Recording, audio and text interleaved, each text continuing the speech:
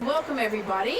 My name's Tracy Fulwood. I'm the creator and founder of pottytraining.com.au and the Know Your Child brand. And that's what we'll be going through today. Know your child and toilet train in days. And the reason you can do that, because if you can understand why your child's doing what they're doing, then the how becomes more obvious and you have a solution. But not only to toilet train your child in days, but knowing how to raise them as well, which makes all the difference to the process.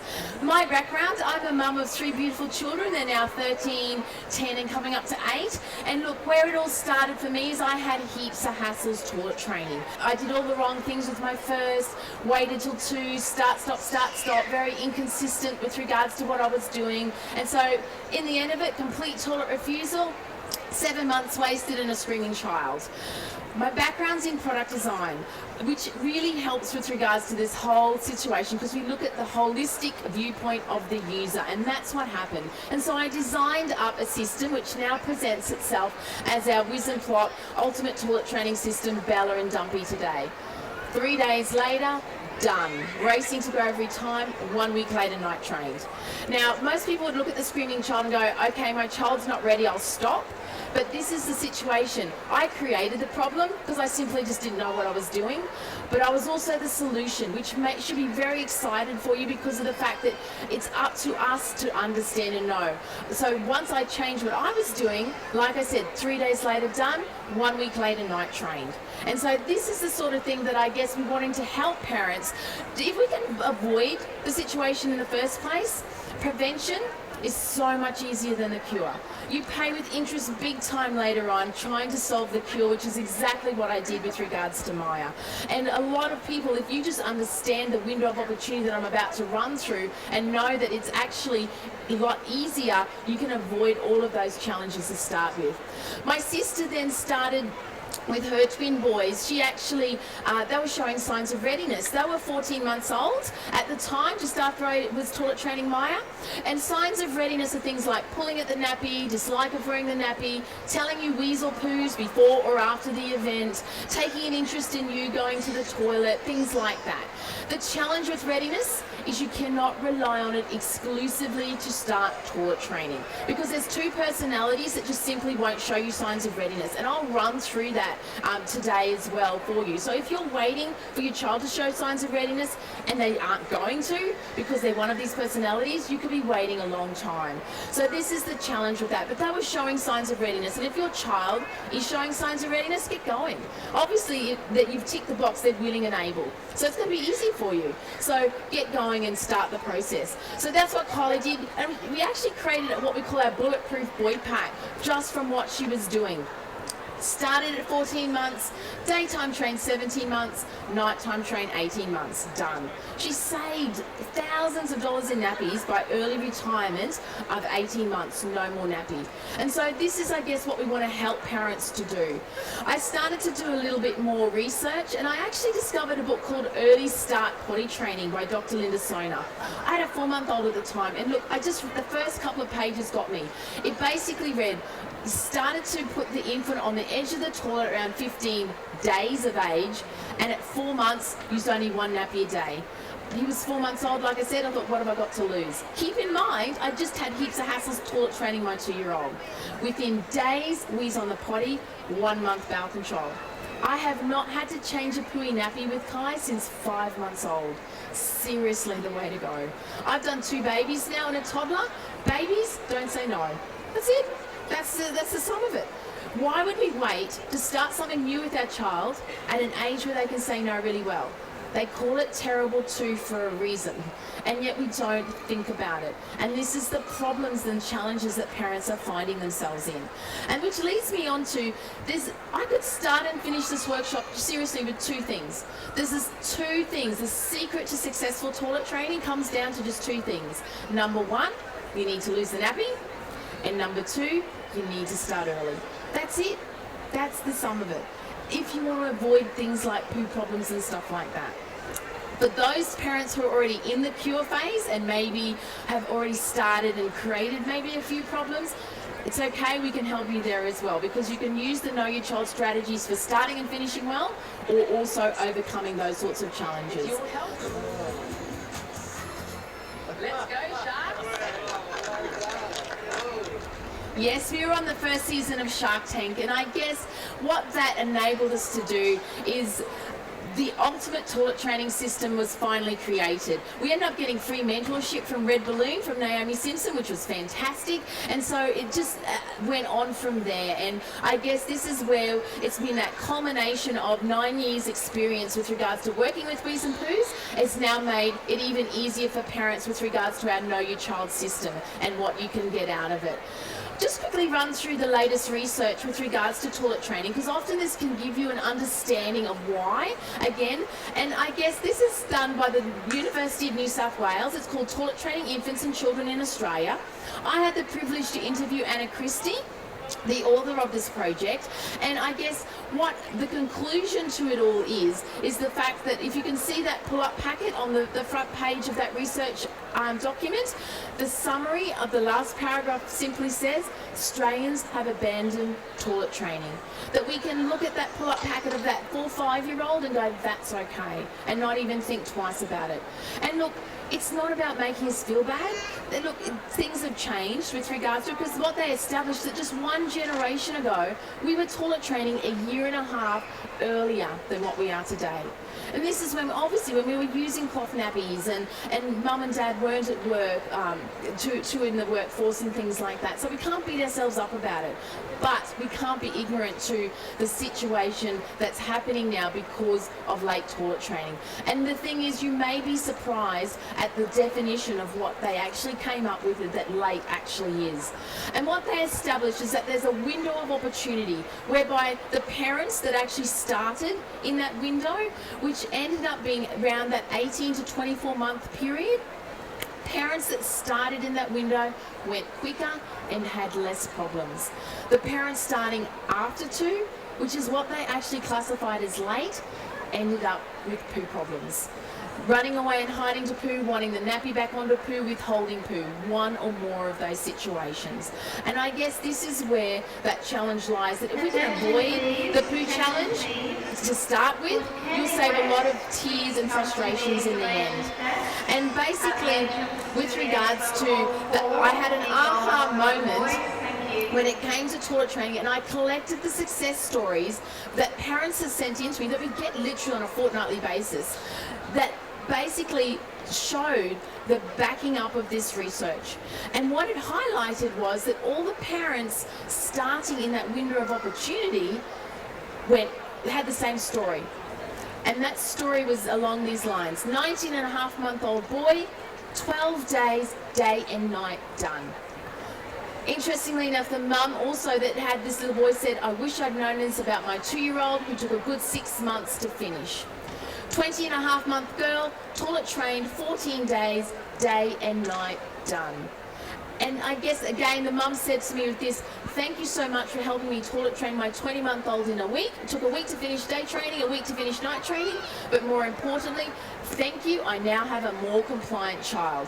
See, the thing was, strong-willed mum, strong-willed child, butting heads.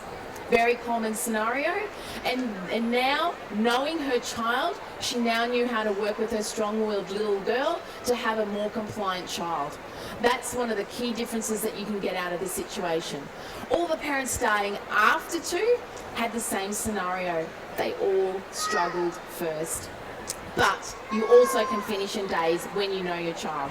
3.5-year-old boy, major poo problem, 1.5 years, got to the stage of biting, hitting, etc. Next day, done. This is the power in knowing your child. She was applying the wrong strategy. As soon as she got the right information, the right strategy for her child, seriously, next day, done. That's the power in this. 3-year-old girl, 14 days, overcame a 5-month poo problem in 14 days. So this is the sort of thing, I guess, that we want to help parents with. First, prevention, but if we're in the cure, we can help as well. So there's 2 things I'm going to cover. The first one is know your child. The second one is how to be best prepared with regards to the right tools. The first one, with regards to knowing your child, it's establishing what your child's unique personality is. And this is where unique to our system is our personality profile test for early childhood. You will discover whether you have a wise old owl, a cheeky monkey, a courageous lion, or a lovable lamb. And I'm going to quickly run through these 4 different personality types to give you an idea. And if your child hasn't started talking yet, just a heads up, personality is hereditary, so someone's to blame. We usually blame dad. But situation is, this is where you'll be able to help identify. First personality is the wise old owl. This was my first, very much Kai, my second child.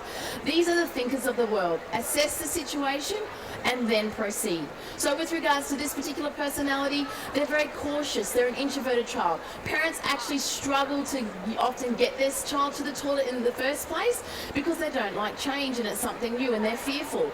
So, and they often represent their battle of wills as a meltdown. So this is where parents, like I said, often stop based on that. With regards to this personality, they simply need information, structure and routine. Once you give this to your child, it makes all the difference to the process. Because I knew this about Maya with regards to swimming, when she wasn't going to be in the water anymore, when I wasn't going to be in the water anymore with regards to her doing her lessons, I prepared 2 weeks in advance. I got a book out from the library about opossum jumping, related back to swimming, and so therefore on the day she was familiar, she knew the change, everything was fine. With regards to this particular personality, they need information. That's the preparation for it. If they've started talking, you know, based on the amount of questions you get. Oh my goodness, the questions. With regards to, again, Kai, when he was 4, he came up to me and said, "Mum, when do I need to start shaving?" Like, oh, I don't know, darling, maybe 18? One question is never enough for a wise old owl. Went away, thought about it, stressed about it, came back. But Mum, what if I don't realise and I end up with a beard? One, stressing at 4 that one day this beard's suddenly going to appear on his face and he's not going to know what to do with it. That's a wise old owl for you. The opposite to the wise old owl is your cheeky monkey. We had the thinkers, these guys are the talkers. Every child is like this, but particularly with the playful cheeky monkey, it's all about me. They're very social creatures. You know, to punish a cheeky monkey is to send them to time out. They can't stand it. Do that to a wise old owl, they go, great, get to read my book, do my puzzle in peace. You need to know your child. And so with regards to this one, this personality, no problems getting them to the toilet in time. It's just keeping them there long enough to go. Because they're on to the next thing, the next thing, the next thing. They're a whirlwind child, I affectionately call them. They're the ones that tend to put the cat in the toilet just to see what happens, but they're so adorable, you tend to forgive them. So with regards to this personality, again, same game. Wise old owl, they love the structure and routine of it. Then when I slotted Maya into the structure and routine, 3 days done. With a cheeky monkey, they just want to play the game. Same game, different focus, based on your child's personality. So with regards to these guys, like I said, it needs to be fun. If you're talking wheeze and poos to them, they're bored, they're off. You've got to make toilet more fun than their games. The third personality type, my favourite, the courageous lion, hear me roar. The research identified that there's 2 personalities that were the hardest to toilet train, and this was one of them. I agree, and actually it was a courageous lioness. They made it very gender specific. I agree, these are the I do it, get out of the way when I'm coming through children, so very strong-willed butt heads, that type of thing. Easiest to toilet train with our information. The difference is they want control. No problems getting them to the toilet if you're not telling them what to do. But with regards to the courageous lion, they want control. So subsequently, they don't like the out of control feeling of going, so they tend to hold on and get constipated, urinary tract infections, things like that. So, but you can't give a 2-year-old control. That's the challenge. I was at on stage once where I listened to a psychiatrist from stage said, by the time your child's 3, they've established who's in charge. And if they've worked out that it's them, you're in trouble. And this is where, particularly with the courageous lion. So, illusion of the control. I want a lolly. Do you want an apple or banana? Your choice, darling. My choice. I'm happy with either apple or banana, but notice I didn't say no. And missing out. Oh, well, it's not, if you don't do this, you miss out. It's, oh, well, miss out then, Daddy's going to get the prize. Quick, race to the toilet so you get there first. That all appeals to the courageous lion. They just love it. They can't handle it. They have to do what you're telling them because they need to win, they need to be big boy, etc. So simple strategies by what you're saying can make all the difference to making a more compliant child. Then the opposite to the courageous lion is the lovable lamb. These guys are the followers of the world. Cruisy, laid back, she'll be right, mate. You think, great, I'll take one of those. Hardest to toilet train. Seriously, unfortunately with laid back, becomes lazy, and they're the personality that simply won't show you signs of readiness. Very hard to work with, hard to gain independence, simply because they don't care. They don't care if they're wet or dirty. So they're the children that no problems getting them to the toilet, they just don't finish well. They often get off and then go. And they can sit in there and they're nappy for hours without caring if they're wet or dirty. So it's really hard to motivate that child. Wheeze and poos, again, simply not enough. So subsequently what you've got to do is provide extra motivation to go. And often with this particular personality, you've got to make toilet easy, accidents hard. They've got to come to the decision where this is all too hard, I'm choosing toilet. Because like I said, they'll choose the easy path every time, which is the nappy if that's what you've done. And if you've kept them in a nappy for 2.5 years of their life, at an age where they can say no really well, then it's thanks mum and dad for showing me the best way to go. That's why they won't show you signs of readiness, things like that. So they're the 4 different personality types, just to give you an idea. The best tools to be prepared, the 3 things you need to look at, very simply: daytime, nighttime, and leaving the home. And with regards to that process, with day training, do I use a potty or a toilet? Basically, that's one of the main questions I often get with regards to it. That again is based on your game plan, age of your child, and the personality of your child. My sister at 14 months with her twin boys went straight to the toilet, couldn't stand the thought of double potty clean out. So that was her game plan. So you've got to consider that whole clean out of potty and transition. Hence the personality of your child. If you've got a wise old owl, seriously, just head straight for the toilet. One less thing that's going to throw them. And if your child is nearing 2, I would head straight for the toilet. It's just one less thing that's going, basically, that the sooner you get to the toilet, the easier it is for you to leave the home, go to Nana's daycare. It's all toilet orientated. So they're the things you need to consider. So when you're using the toilet, you're going to, by the way, if you're going to go a potty, don't spend more than $10 on a potty. Honestly, I cringe when I hear the parents that spend $60 on a potty that flushes and sings and does all that. Why? Why get your child attached to this when it's months worth of use, when the toilet's years worth of use? So they're the sort of things you're best off investing in the toilet where you're going to be using it for longer. But when you use the toilet, you need what's called an insert, and that's simply add, remove, add, remove, add, remove, 6 to 8 times a day for the next 2, 3, 4 years, depending on when you start. By day 3, you're over it. And I guess, look, they do the job. It's just, seriously, they're a pain in the butt, excuse the pun. It's seriously a case where this is where something like your loopy-loo saves the day. 2-in-1, child and adult seat. What it means is their seat, your seat. Their seat, your seat. A simple up, down situation versus add, remove.